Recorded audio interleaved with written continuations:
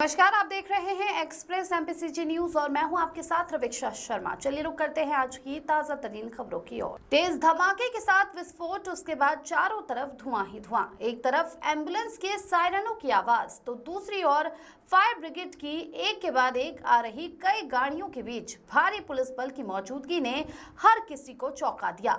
ये नजारा था जबलपुर के सिविक सेंटर इलाके के समदड़िया मॉल के मुख्य प्रवेश द्वार का। भारत पाकिस्तान के तनावपूर्ण हालातों के बीच जबलपुर में मॉक ड्रिल की गई। इस मॉक ड्रिल के जरिए जिला प्रशासन, पुलिस, स्वास्थ्य विभाग, बिजली महकमा, नगर निगम और अन्य सरकारी विभागों ने अपनी तैयारी को बेहद करीब से परखा।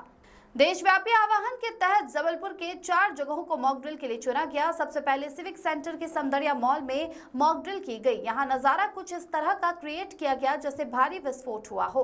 विस्फोट के बाद बनने वाले हालातों और प्रशासन द्वारा किए जाने वाले राहत और बचाव कार्यों को मॉक ड्रिल के जरिए परखने की कोशिश की गई।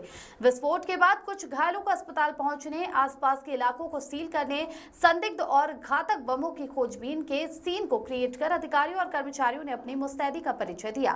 भारत पाकिस्तान के तनावपूर्ण हालातों को देखते हुए पूरे देश के साथ मध्य प्रदेश के 5 शहरों में मॉक ड्रिल के निर्देश दिए गए थे।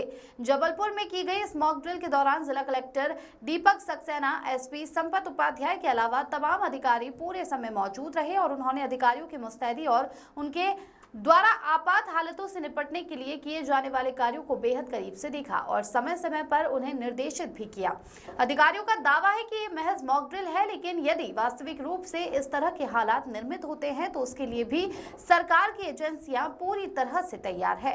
दीपक विश्वकर्मा की रिपोर्ट। हमने 4 जगह मॉक ड्रिल रखा है, अलग अलग तरह की सिचुएशंस क्रिएट कर रहे हैं और इन सिचुएशंस में हमारी सरकारी एजेंसियां किस तरीके से रिस्पॉन्स करती हैं, नागरिक अपनी सुरक्षा के प्रति किस तरह से एहतियात बरतते हैं, उनकी ट्रेनिंग इसमें हो रही है। जो अलग अलग लोगों के रिएक्शंस आ रहे हैं उनकी स्टडी हमारी पूरी एक टीम कर रही है।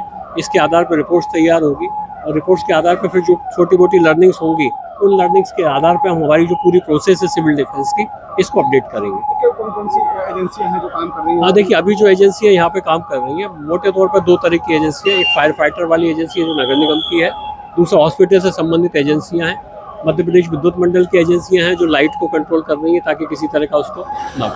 एक मैसेज भी दिया जा रहा है, पैनिक ना हो, उसको लेकर किस तरह से मैसेज? अब मैं इसी बात को लेकर आपको कह रहा हूँ, जैसे ये तो मॉक ड्रिल है, मॉक ड्रिल के अलावा हो सकता है कि कभी सिचुएशन वास्तविक तौर से भी ऐसी सिचुएशन क्रिएट हो। हमारी पूरी तैयारियाँ हैं, सरकार पूरी तरीके से मुस्तैद है। हम इसके माध्यम से, आपके माध्यम से जनता को ये बताना चाहते हैं कि इस तरह की कोई सिचुएशन यदि क्रिएट भी होंगी तो प्रशासन उन पर नियंत्रण पाने के लिए पूरी तरीके से मुस्तैद है।